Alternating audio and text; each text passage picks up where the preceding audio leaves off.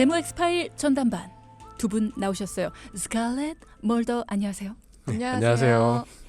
멀더 이재원입니다. 네. 네, 스칼렛 정지윤입니다. 반갑습니다. 반갑습니다. 자, 오늘은 어떤 이야기 해볼까요? 네, 저희가 첫 방송에서 내 노후를 지켜주는 3층 연금에 대해 말씀드렸죠. 아마 동키분들 중에서도 기억하시는 분들 계실 텐데요. 네. 그중에서 3층 연금은 개인연금으로 크게 연금저축, 연금보험, IRP로 불리는 개인 퇴직연금 계좌 형태로 나뉜다고 설명드렸는데요. 네. 그 중에서도 요즘 IRP에 대한 문의와 상담이 꽤 많습니다. 그만큼 관심들이 많다는 이야기인데요. 그래서 오늘은 동키분들을 위해 IRP에 대해 꼼꼼하게 짚어보는 시간 마련했습니다. 네. 많은 분들이 기억을 하실 겁니다. 1층, 2층, 3층으로 연금은 탄탄하게 쌓아야 된다. 이런 얘기 해주셨는데 오늘 처음 듣는 동키분들은 IRP가 대체 뭐야 하실 수도 있잖아요. 설명 좀 해주세요. 네, IRP는 인디비주얼 리타이먼트 펜션의 약자로 개인 퇴직연금 계좌라고도 합니다. 개인이 자유롭게 가입하고 관리할 수 있는 연금 상품이고요. 근로소득, 사업소득 등 소득이 있는 사람만 가입이 가능한데요. 요즘 노후자금 마련을 위해 많이 활용하고 있습니다. 그렇군요. 소득이 있는 분들만 가입이 가능하다. 요즘 제 주위에도 IRP 가입한 분들 꽤 많으시거든요. 이게 왜 이렇게 인기가 있는 거예요? 어떤 장점이 있는 건가요? IRP는 30%는 무조건 안전자산으로, 나머지 70%는 위험자산 혹은 안전자산으로 투자할 수 있는 상품입니다. 은행의 예금과 같은 안전한 상품부터 최대 손실률이 20%를 초과하는 파생결합 증권에도 투자가 가능합니다. 성향은 다음과 같이 구분되는데요. 매우 낮은 위험의 안정형, 그 다음 안정추구형, 위험중립형, 적극투자형, 가장 높은 위험도의 공격투자형으로 나뉩니다. 본인의 나이, 성향에 따라 펀드를 추천받을 수 있고 내가 원하는 펀드에 넣을 수 있다는 장점이 있어요. 그리고 무엇보다 IRP의 장점으로 세제 혜택을 꼽을 수 있는데요. 네. 직장인들의 경우 연말정산 때 혜택을 받으면서도 노후를 준비할 수 있는 아이템이기 때문입니다. 두 직장인이 똑같은 돈을 벌고 똑같은 돈을 쓴다고 가정할 때 차이가 나는 건 세액공제가 되느냐 안 되느냐예요. 그중에서 가장 효율이 좋다고 할 수 있는 건 IRP라고 할 수 있는데요. 네. 그 이유는 세액공제 항도가 높기 때문입니다. 앞서 개인연금 중 연금저축은 납입하는 금액의 600만 원까지 세액공제가 가능하지만 IRP는 900만 원까지 가능해요. 물론 한 번에 다 넣을 수도 있지만 막상 연말에 닥쳐서 한꺼번에 600만 원이나 900만 원을 넣으려면 여유가 없을 수도 있잖아요. 마음이 조급해질 수 있으니까 지금부터 준비하시는 게 좋다고 생각합니다. 연금 저축은 납입하는 금액의 600만 원까지만 세액공제가 가능하지만 IRP는 조금 더 혜택이 커요. 900만 원까지 가능하다. 세액공제 한도가 900만 원까지 가능하다라면은 세금이 얼마나 줄어드는 거예요? 네, 세액공제가 되는 건 내가 받은 급여에 따라 달라지는데요. 총 급여액이 5,500만 원 이하인 분들의 경우에는 16.5%가 세액공제됩니다. 그렇죠.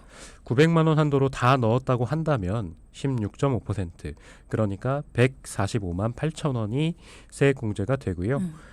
5,500만 원을 초과하는 분들의 경우에는 13.2%가 세액공제가 됩니다. 마찬가지로 900만 원 한도로 다 넣었다고 하면 13.2%, 그러니까 118만 8천 원이 세액공제가 되겠죠. 동키 여러분들 이해하시기 쉽게 예를 들어서 설명해 볼게요. 네. A와 B라는 사람이 총급여가 5천만 원으로 같고 쓴 금액도 같지만 A는 IRP가 없고 B는 있다고 가정한다면요. 네. 세금이 50만 원 정도 부과되었을 때 A는 50만 원을 다 내야 하지만 B는 95만 8천 원을 돌려받습니다. 왜냐하면 IRP에 900만 원을 납입했기 때문에 앞서 말씀드렸듯이 세액공제를 145만 8천 원을 받게 되죠. 그렇기 때문에 145만 8천 원에서 50만 원을 제한 후에 95만 8천 원을 돌려받는 겁니다. IRP가 이렇게 세금의 혜택을 줄 수 있다라는 거 다시 한번 강조를 드리고요. 내 노후를 위해서 대비도 하면서 실질적인 세금 혜택까지도 받을 수 있다라는 거. 저도 IRP에 대해서 다시 한번 오늘 공부를 하면서 대비를 좀 해봐야겠습니다. 말씀하신 장점들 이 부분을 정리를 해드리면 많은 분들이 오늘 당장에 IRP 좀 가입을 해야겠는데 하실 수 있는데 주의할 점도 있지 않을까 싶어요. 네, 맞습니다. IRP는 원칙적으로 불가피한 상황이 아니라면 중도 인출이 불가능합니다. 아, 여기서 말씀드린 불가피한 상황이란 첫 번째로 본인이나 가족의 6개월 이상의 요양이 필요한 경우입니다. 두 번째로는 무주택자의 주택 구입, 전세 보증금으로 사용되는 경우입니다. 집을 구입할 때. 네, 맞습니다. 이 두 가지 외에도 천재지변, 사회적 재난 등이 인정될 때 개인 회생, 개인 파산인 경우에는 중도 인출이 가능합니다. 하지만 위의 경우를 제외한다면 중도 인출은 안 되고 해지를 하셔야 합니다. 여러 가지 장기적인 상품들이 중간에 뺐다 넣었다를 할 수 있어서 그게 큰 장점으로 손꼽히고 있지만 IRP는 장기적인 상품임에도 불구하고 이런 불가피한 상황이 아니라면 중간에 뺐다 넣었다 할 수 있는 기능이 없다라는 거를 꼭 알아두셔야겠네요. 네, 맞습니다. 네. 그리고 해지할 때는 16.5%의 기타 소득세율이 부과되는데요. 아, 여태까지 세액공제 받았던 금액에 운용 수익을 더해 16.5%의 소득세를 매기죠. 예를 들면 납입한 금액이 2억 원이고 운용 수익이 4천만 원인 경우 합산 금액인 2억 4천만 원에 대한 16.5%의 소득세를 매기면 3,960만 원을 납부해야 합니다. 그렇기 때문에 너무 무리한 금액으로 가입을 하기보다는 내 현재 재무 상황에 맞춰서 여유자금으로 가입하시는 걸 권해드립니다. 뭔가 내가 세금의 혜택도 볼 수 있고 노후 자금으로 마련도 할 수 있다. 그러니까 있는 돈 다 넣어가 아니라 나중에 이렇게 소득세를 매길 수 있다라는 거를 꼭 기억을 해두고 너무 무리한 금액으로는 가입하지 말아라라는 얘기 해주셨습니다. 목돈이 필요할 때 해지할 바에는 적은 금액으로 내가 꾸준히 납입할 수 있는 그런 여유자금 정도의 금액으로 가입하는 게 좋다는 말씀을 해주셨는데 노후 준비 역시 자신의 상황에 맞춰서 하는 게 중요하겠구나. 그리고 참 여러 가지 전략이 필요하다라는 생각이 다시 한번 듭니다. 자, 그렇다면 IRP 노후를 대비한 상품이다라고 하셨어요. 몇 살부터 연금으로 받을 수 있을까요? 네, IRP는 55세 이상 가입자가 55세 이후부터 연금으로 수령할 수 있는데요. 네. 다만 55세 미만이라도 퇴직, 장애 발생, 사망 등의 이유가 있다면 예외적으로 수령이 가능합니다. 연금을 받을 때는 나이에 따라 연금 소득세가 다르게 적용되는데 이건 많이들 알고 계실 거예요. 60세에서 70세까지는 5.5%, 70세에서 80세까지는 4.4%, 80세 이상은 3.3%입니다. 예를 들어 60세부터 연간 1,800만 원을 받는다고 한다면 소득세가 5.5% 적용돼서 세금은 99만 9천 원이 되고요. 연간 세후 수령액은 소득세를 뺀 1,101만 원으로 월로 계산하면 한 달에 141만 7,500원씩 받는 겁니다. 그리고 또 한 가지 연금으로 수령하는 방법으로는 기간식, 금액식, 임의식 이렇게 세 가지가 있고요. 이 중에 한 가지를 선택하실 수 있습니다. 첫 번째 기간식은 이름 그대로 기간을 지정하는 방법인데요. 받을 수 있는 주기는 1개월, 3개월, 6개월, 12개월 중 하나를 선택하실 수 있고요.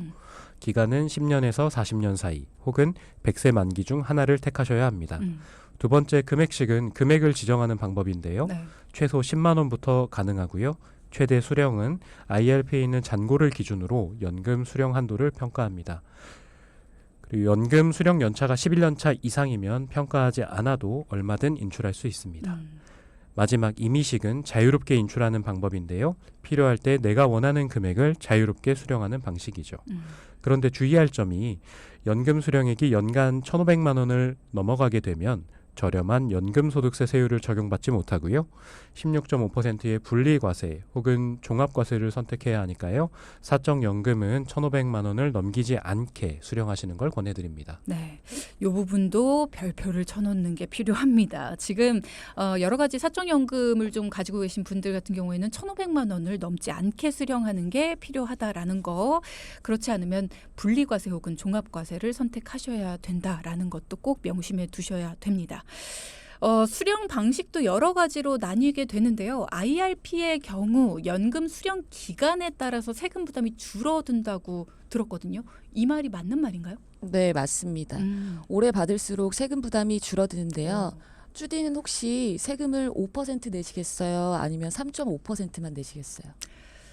마음 같아서는 3.5%를 내고 싶지만 많이 낸다는 건 많이 번다는 얘기 아닙니까? 아닌가요? 그럴 수. 3.5% 내겠습니다. 그렇죠. 당연히 3.5%만 내고 싶으시겠죠? 당연한 거죠? 아, 그럼요. 욕심인 줄 알고. 10년 이상 연금을 수령하게 되면 네. 5%였던 퇴직소득세를 3.5%로 깎아줍니다. 안정적인 노후를 보내는 데에 대한 나라에서 주는 인센티브라고 생각하시면 될 것 같아요. 그러니까 다른 거는 변하는 게 없는데 10년 이상 연금을 수령한다는 요 한 가지 때문에 5%였던 퇴직소득세를 3.5%로 나라에서 깎아준다라는 거. 요것도 큰 혜택이네요. 자, 그러면 혹시 한 번에 수령할 수도 있나요? 뭔가 10년 동안 나눠서 수령을 하면은 퇴직소득세를 깎아주는 혜택이 있지만 난 그러면 너무 조금씩 받아서 싫다. 한 번에 받아서 나는 뭔가 큰 일을 한번 해보겠다. 그럴 수 있잖아요. 네, 한 번에 받는 것도 가능하긴 합니다. 하지만 IRP에 적립되어 있는 퇴직급여분을 한 번에, 즉 일시납으로 수령했을 때에는 퇴직소득세가 적용되게 되거든요. 이 퇴직소득세는 종합소득세에 포함되지는 않고요. 네. 분류과세라고 하죠. 따로 빼서 과세가 됩니다. 어느 정도? 아까 중도 해지하는 것과 마찬가지라고 생각하시면 되거든요. 네. 16.5% 기타 소득세가 부과되는데요. 크네요. 네, 이렇게 일시금으로 받는 것보다 연금으로 받는 것에 세제 혜택을 주게 된 배경이 있어요. 과거에는 은퇴 후에 퇴직금으로 창업하는 분들 많았잖아요. 엄청 많으셨죠. 치킨집. 맞아요, 치킨집. 사실 이건 양날의 검이 될 수 있죠. 창업 후 잘 되면 좋지만 안 됐을 경우에 빈곤한 노후를 보낼 수밖에 없게 되겠죠. 이와 같은 상황이 많아지다 보니까 국가에서 안정적인 노후 생활을 위해 이 같은 세제 혜택을 주고 있는 겁니다. 직장에 다니시던 분들이 이제 퇴직을 하신 후에 그래도 내가 아직 남아있는 그런 기간들이 많기 때문에 어쨌든 제2의 인생을 살아야 된다. 갑자기 자영업에 뛰어들어서 성공하실 수 있는 확률이 그리 크지 않다라고 보기 때문에 이렇게 뭔가 안정적인 노후 생활을 위해서 오랫동안 연금으로 받을 경우에 세제 혜택까지 주는 이런 방식을 쓰고 있는 거다. 근데 참 어려운 문제긴 합니다. 지금 질문 주신 분도 있으신데요. 0702님께서 사회초년생이나 30대 직장인들도 IRP에 꼭 가입을 해야 될까요? 라는 질문을 주셨어요. 이런 고민들도 많이 하실 것 같아요. 너무 많죠, 이런 고민들. 사실 사회초년생은 물론 30대 직장인분들도 가입하시는 걸 추천하는데요. IRP에? 네, 반드시 필요한 이유가 있습니다. 네. 세제 혜택을 받아 적극적인 노후를 위한 준비를 하는 건 물론이고요. 퇴사를 할 때 IRP가 반드시 필요합니다. 왜요? 퇴직금을 받아서 뭐 연금으로 쓰실 수도 있겠고 목돈으로 바로 쓰실 수도 있겠는데요. 퇴직금 전액을 IRP 계좌로 받도록 법이 개정되었기 때문이죠. 아, 그래요? 네. 뭐 연금으로 쓰든 목돈으로 쓰든 간에 이제 뭐 그런 분들 질문 많이 주세요. 나는 반만 쓰고 반은 IRP에 둘래요. 이렇게 질문 주시는 분들도 계신데요. 이렇게는 불가능합니다. 아까 말씀드렸듯이 퇴직금 전액을 IRP 계좌로 이전하도록 되어 있기 때문입니다. 그렇군요. 전액을 받든 뭐 일부를 받든 어쨌든 지간에 연금으로 활용을 하든 일시금으로 받든 뭐 대출을 갚든 일단은 IRP로 받은 후에 그 다음에 알아서 활용을 하셔야 된다라는 거네요. 법 자체가 퇴직금은 IRP 계좌로 받을 수 있도록 바뀌었기 때문에 사회초년생이든 30대 직장인이든 어쨌든 IRP는 가입을 하시는 걸 추천한다. 요거 모르셨던 분들이 있으시다면 오늘 유용한 정보입니다. 그래서 너무 많은 금액을 IRP에 넣는 건 추천하지 않고 있어요. 초년생 분들이나 30대 직장인 분들은 목돈이 들어갈 일이 많잖아요. 그죠. 결혼 준비나 출산처럼 큰 돈이 들어가는 이벤트가 많은 시기이기 때문에요.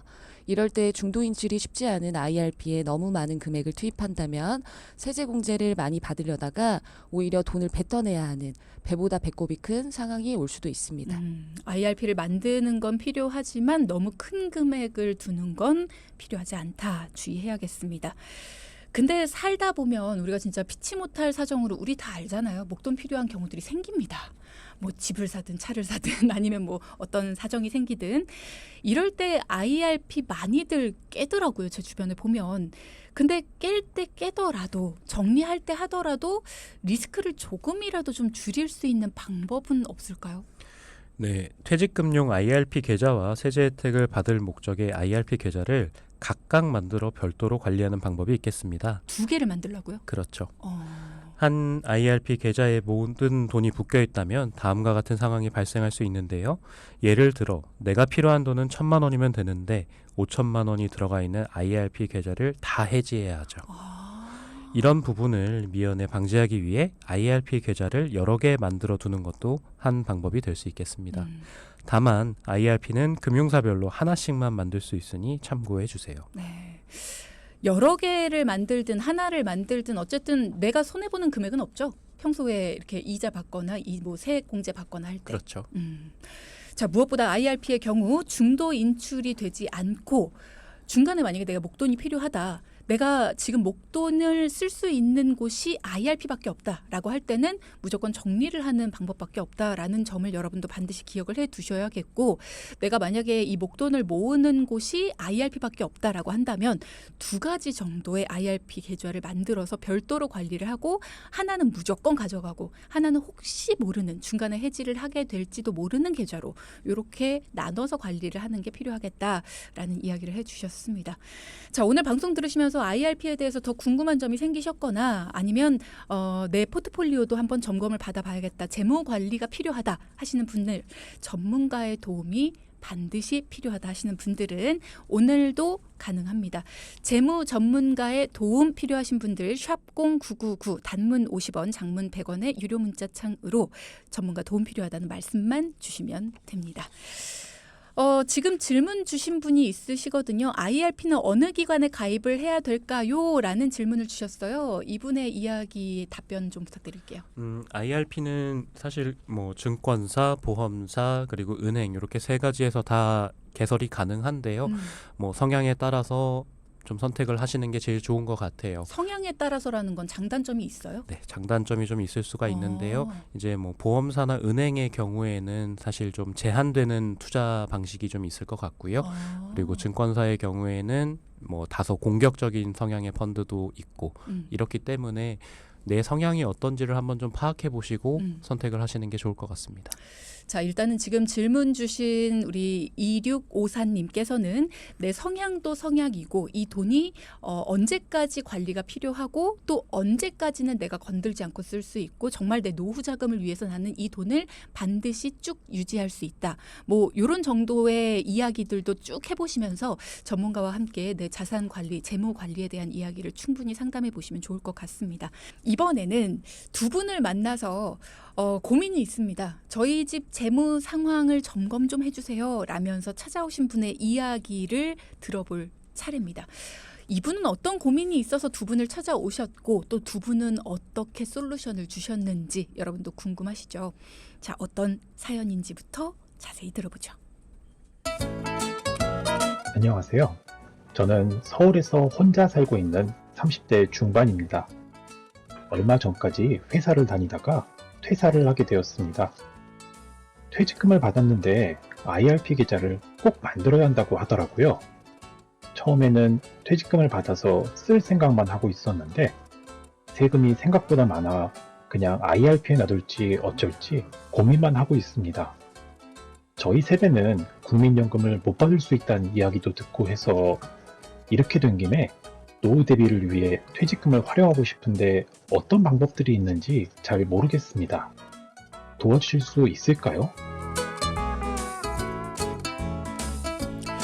자, 30대 중반의 사연자분입니다. 퇴사 후에 퇴직금을 받으면 아무래도 그동안 미뤄뒀던 일들을 좀 하고 싶죠.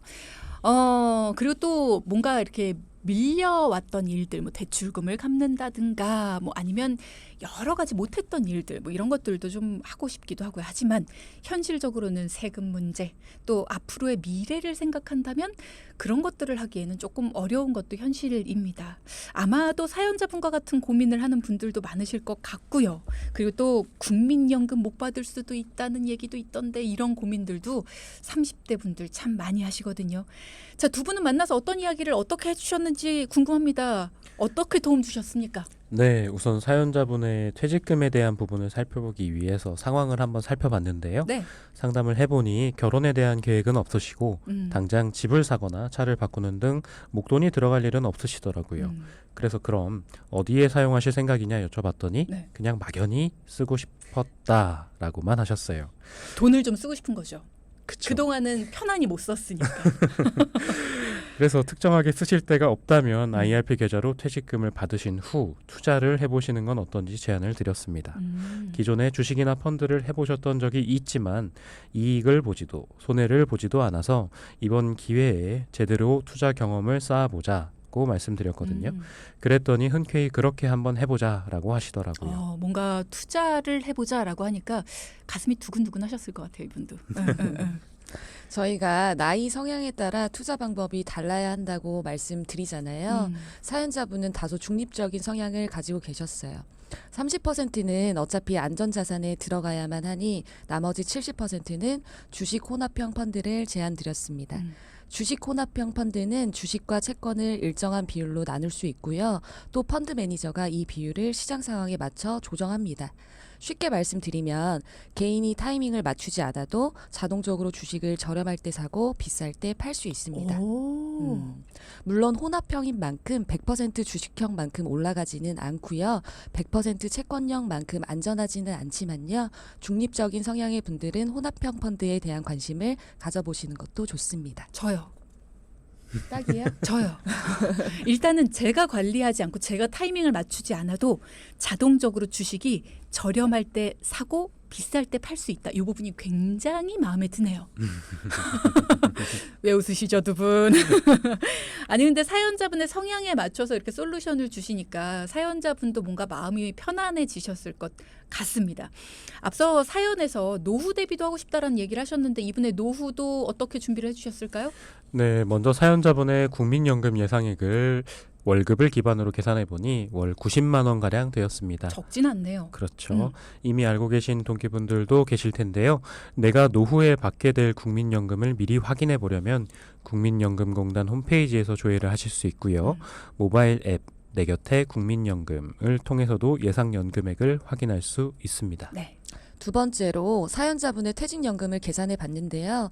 우선 현재 이직하시면서 받은 퇴직금 약 3천만 원을 연평균 수익률 5%로 퇴직시까지 운용한다면 약 1억 3천만 원 정도의 연금 재원이 생겼습니다.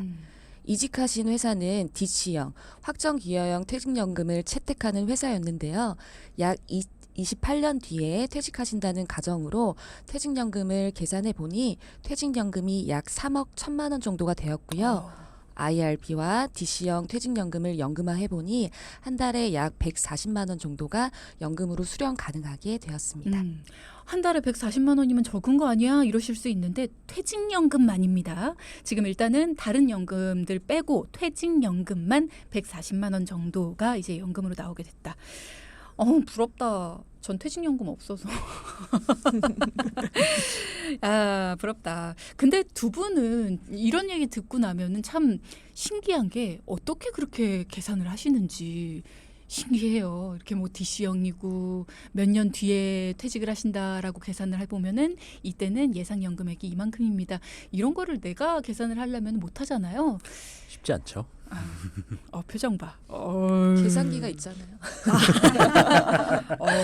명확한 설명이었습니다. 국민연금과 퇴직연금 합해보니까 월 230만 원 정도를 이제 받게 되시네요. 자, 그러면은 나는 노후에 230만 원을 받게 되는구나라는 설명을 들으셨을 텐데 이 정도면 충분합니다라고 하시던가요? 어때요? 그렇진 않았고요. 사연자분께서는 노후에 뭐 물가 상승률 이런 걸 반영해서 월에 280만 원 정도의 생활비가 필요하시다고 하시면서 IRP를 추가로 가입하는 건 어떠시냐고 물으셨는데요. 지금 우리 사연자분 같은 상황에서는 IRP에 추가로 납입하는 걸 추천해드리진 않았습니다. 그러니까 지금 뭔가 부족하다. 한 50만 원 정도는 더 필요할 것 같은데 저 그러면 IRP를 추가로 가입할까요? 라고 두 분께 물어보신 거잖아요. 사연자분이. 근데 지금 상황에서 IRP 추가 납입은 별로입니다. 라고 두 분이 답변을 해주신 거예요. IRP는 연말정산 때 돌려받을 수 있는 건데 왜 별로입니다. 라고 하셨어요? 앞서 사연자분 경우 연금 계산을 해보니까 퇴직 후 한 달에 140만 원 정도, 1년으로 본다면 1,680만 원의 연금을 받으시잖아요. 네. 앞에서도 한번 언급해 드렸지만 사적연금을 연간 1,500만 원 이상 받게 되면 세금이 달라집니다. 원래 우리가 연금을 받게 되면 60세에서 70세는 5%, 70세에서 80세는 4%, 80세 이상은 3%만 내죠. 그렇지만 연간 1,500만 원 이상을 받게 되면요. 16.5% 분리과세 혹은 종합과세를 선택해야 합니다. 앞서 설명해 주셨죠. 네, 맞습니다. 그래서 이런 분들은 연간 수령 금액을 딱 1,500만 원으로 정해버리시는 게 좋습니다. 그래서 우리 사연자분께는 세제 비적격 연금보험을 추천드렸어요. 한 달에 납입 한도 150만 원 이내에서 5년 이상 납입하고 10년 이상 유지하면 비과세를 누릴 수 있는데요. 이자 소득세와 연금 소득세가 비과세됩니다. 그래서 연간 수령이 1,500만 원이 꽉 찼어도 비과세 연금보험을 추가로 세금 없이 받으실 수 있죠. 그러니까 지금 들으시는 분들 중에서 나는 지금 세제 혜택을 받을까 아니면 나중에 탈 때 세제 혜택을 받을까 이런 거 고민하시는 분들 그냥 내가 지금이 좋아라고 한다고 지금 받는 게 아니고 나중에 받을래 한다고 나중에 받는 게 아니라 요런 식의 전략이 필요한 겁니다. 이분 같은 경우에 퇴직 후에 한 달에 140만 원 정도 1년에 1,680만 원의 연금을 받으시기 때문에 지금 이분은 1,500만 원 이상을 받게 되는 상황이죠. 그래서 분리과세나 종합과세를 선택해야 되는 상황이기 때문에 수령 금액을 1,500만 원으로 정해버리고 이제 비과세로 그러니까 세제 비적격 연금 보험을 추천을 해 주셔서 비과세를 누릴 수 있도록 두 분이 전략을 짜주신 거예요. 네, 요렇게 그렇게 해서 5년 이상 납입을 하고 10년 이상 유지했을 때 이자 소득세와 연금 소득세를 안 내도 되도록 금융 상품을 추천을 해 주신 겁니다. 요런 전략들이 필요한 거죠. 사연자분의 상담을 이어서 말씀드리자면요. 나머지 50만 원의 연금액을 채우기 위해서 한 달에 약 46만 원에서 90만 원 사이의 준비가 필요했고요. 네. 이렇게 차이 나는 이유는 펀드의 목표 수익률이 다르기 때문입니다. 공격적인 상품은 그만큼 큰 수익률을 기대할 수 있어 적은 금액을 넣어도 되지만요. 그쵸. 안정적인 상품은 수익률이 적을 수 있기 때문에 납입해야 되는 금액이 많아집니다. 46만 원은 다소 공격적인 펀드로 준비하는 방법이고 90만 원은 안전한 펀드로 준비하는 방법이었습니다. 상담을 해보니 사연자분은 노후를 준비하기 위해 90만 원은 너무 많다는 의견을 주셨어요. 그래서 다소 공격적인 펀드에 한 달에 50만 원씩 투입하기로 하셨습니다. 젊을 때는 투자에 실패하더라도 만회할 시간이 있기 때문에 공격적으로 자산을 운용하는 방법이 적합할 수도 있지만요. 하지만 은퇴를 앞둔 분들은 앞으로 그동안 모아둔 돈으로 매월 생활비를 쓰셔야 하잖아요. 원금 손실 가능성이 큰 자산에 투자하시는 건 적합하지 않을 수 있습니다. 그러니까 내 성향도 중요하지만 지금 내가 연금을 탈 때까지 남아있는 시간도 중요하다. 라는 거네요. 투자를 선택하는 방법, 공격적으로 할 것이냐, 좀 보수적으로 할 것이냐라는 게 그냥 저는 보수적인 게 좋아요, 공격적인 게 좋아요 라고 내 성향만 따질 것이 아니라 내가 연금을 탈 때까지 얼마의 기간이 남아있느냐 이것도 충분히 고려를 해야 된다라는 이야기 강조해 주셨습니다. 오늘의 포인트 짚어볼게요. 첫째. 개인퇴직연금 계좌 IRP를 통해 세제 혜택도 받고 내 노후도 준비하고. 둘째. 연간 1,500만 원 이상 수령 예정이신 분들 중 연금을 더 준비하고 싶으시다면 세제 비적격 연금보험으로. 셋째. 내 나이, 성향에 맞게 투자할 자산을 골라 행복한 노후를 준비하세요. 네, 수고 많이 하셨습니다. 감사합니다. 감사합니다. 네, 수고하셨어요. 방송 중에 상담해드리는 내용은요. 청취자 여러분의 올바른 투자 판단을 위해 참고로 드리는 말씀입니다. 금융상품 가입이나 해지 같은 판단은요. 스스로의 책임으로 결정하셔야 한다는 점 꼭 기억하시기 바랍니다.